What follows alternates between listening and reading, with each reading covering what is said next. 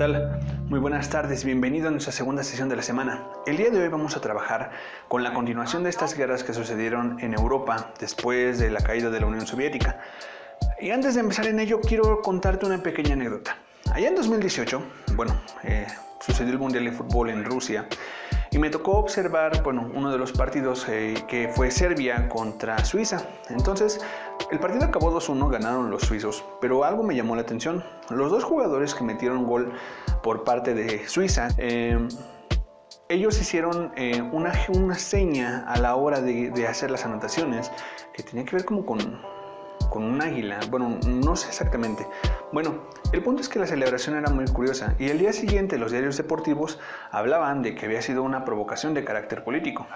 Para ser franco, no conocía tanto del contexto y me puse a investigar y resulta que los padres o los familiares directos de estos dos jugadores tenían un pasado kosovita, es decir, habían nacido en Kosovo y Kosovo es un país que había tenido un problema muy fuerte con Serbia a finales o al inicio del siglo XXI. Entonces, el día de hoy vamos a hacer un repaso de las famosas guerras de los Balcanes o de las guerras yugoslavas, que fue un conflicto de más de 10 años, en el cual diferentes naciones lucharon por reconocer su propia identidad y al mismo tiempo liberarse de las relaciones que tenían con las demás.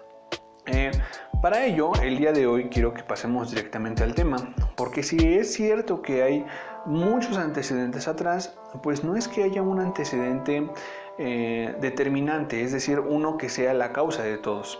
Los conflictos que hay entre los serbios y todos los demás países de la zona balcánica, pues pueden tener tanto un origen religioso debido a que, como ya lo explicamos en otra clase, cuando fueron unidas los remanentes de Austria-Hungría y del Imperio Otomano, pues había católicos, cristianos y musulmanes ahí y todos chocaban entre sí. Pero no es el único motivo, también hay una fuerte carga de nacionalismo, también hay una fuerte carga racial, es decir, no podríamos decir que hay un motivo específico por el cual sucedieron las cosas. Entonces, por ello, vamos directo a la explicación para que no se haga tan complicado y podamos aventar un poquito de luz acerca de este acontecimiento.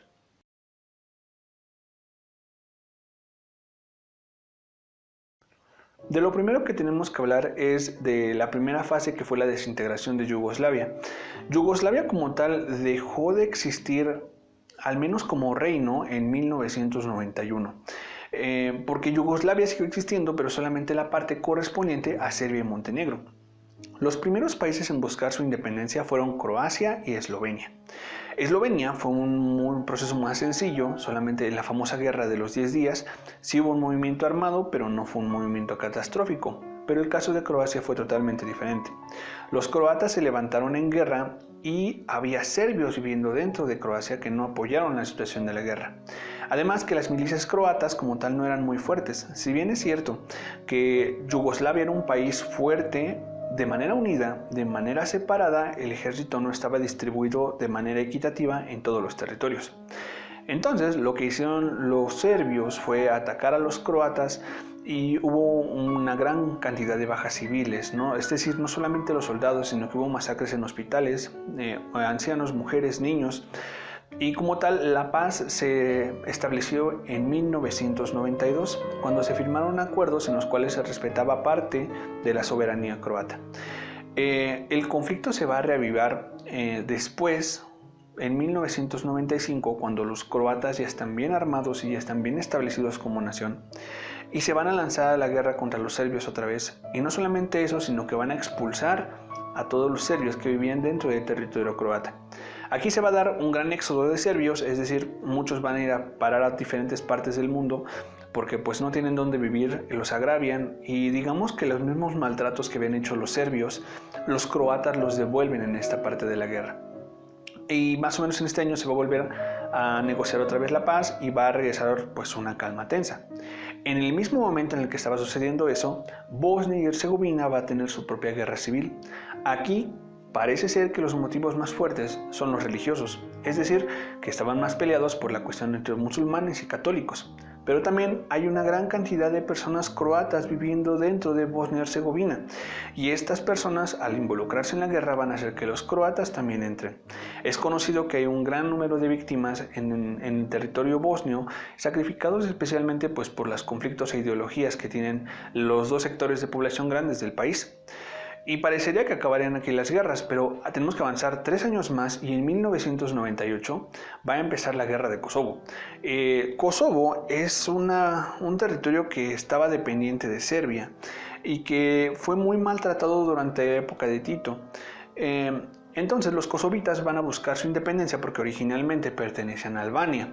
Albania es un país que se encuentra abajo del territorio que originalmente era de Yugoslavia. Albania no fue parte de Yugoslavia, pero sí tuvo conflictos territoriales con ellos durante mucho tiempo. Los kosovitas se van a lanzar a la guerra. Ya para este momento, pues la atención internacional, saben todos que hay guerra en los Balcanes, y ya hay ciertos partidazgos de las potencias más fuertes, en especial de la alianza de la OTAN, que obviamente sobrevivió a la Guerra Fría. Entonces la OTAN va a ayudar a Kosovo a que trate de luchar por su proceso de independencia contra los serbios.